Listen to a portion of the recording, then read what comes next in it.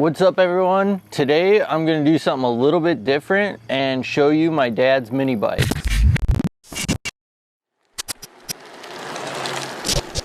So we built this bike after building one for myself a few years ago, and that one I just did full-blown how I wanted, spent the money and did it how I wanted. And this one I tried to save some money because I knew that my dad probably wasn't going to pay me back for any of the parts, so I tried to do things kind of on the cheap, but I think we came out with a really nice bike. So to start, the frame we made out of all scrap steel actually. So the down tube and the bottom piece here is all one piece that we made out of a piece of 3/8 flat stock that we just bent and tapered and drilled a couple holes in. And then this top piece was just a piece of tubing that already had this 90-degree bend in it. And then the seat gusset here is another piece of flat stock that we drilled a couple holes in. The seat pan mount is also a piece of plate steel.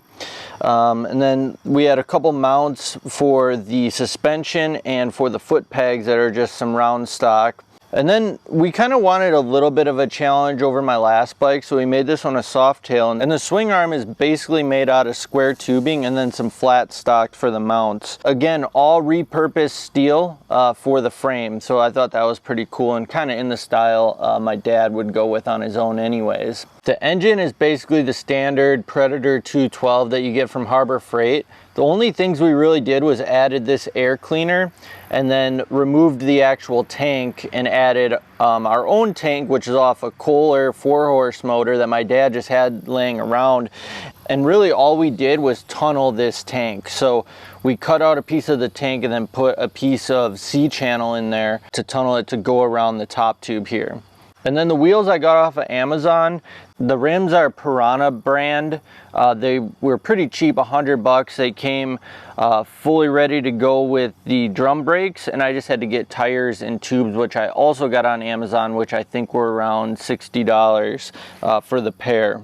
The front fork, this is probably the weakest point of the bike, I think, in terms of look and performance.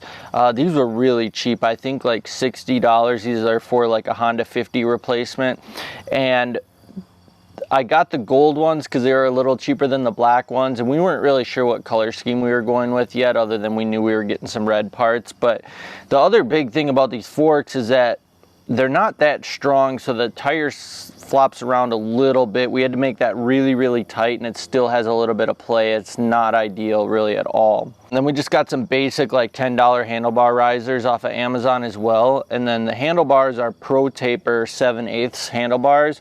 I did have a set of lower handlebars because I was originally going for like the cafe racer style look, and they looked pretty cool, but they didn't quite work because you had to keep your knees out really wide, and with these higher handlebars you have a little bit more clearance for your legs and you can actually ride it pretty comfortably.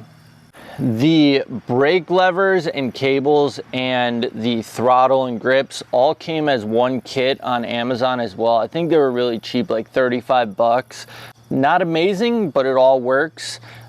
Everything works as it should, so that was great. I did have to get a little bit of a longer cable for this bike, which I was kind of surprised by for the rear because this is such a small bike and the cable it came with didn't quite work, so I had to get a new one. The rear suspension, I believe I got off of eBay. They're kind of nice because you can adjust the firmness, but really with anybody our size, like adult size, you pretty much want them running as firm as possible. The Jackshaft was a kit that I bought off of eBay, and we basically used it the way that they sent it to us, and it was pretty nice. The only thing we didn't really like was the mounts, and they were basically made out of some big washers, and they just didn't really look very nice. So we basically swapped out those mounts and used a piece of tubing and then stacked it up on a piece of square stock and got it to the right height that we needed, and it worked out really great. The seat I actually made out of a $17 skateboard I bought off of Amazon. It was like a Ninja Turtle skateboard, but I got that because I liked the way it flared up on the end and I liked how thin it was, and I basically just cut the front to match the size that we needed here. And then I had Bill Moon custom cover it, and he did an amazing job, I think, on this seat. It turned out really good at an extremely fair price from him, and we're really happy with that. The foot pegs, that was also an Amazon buy. Those ended up being like $70, but they're really nice. These are actually originally designed to like fold down from the mount, but we just took that piece out, and now these foot pegs actually just bolt right into the mount that we made out of some tubing, and we just welded some nuts in there and they just bolt right in. Fixed foot pegs, and they turned out really nice in my opinion. And then on the other side here, we did the exhaust with basically just a standard muffler you get at the hardware store, and we just used some tubing that we had laying around and then bolted it up to a flange that was part of the original exhaust that came with the motor. And then my dad made this chain guard.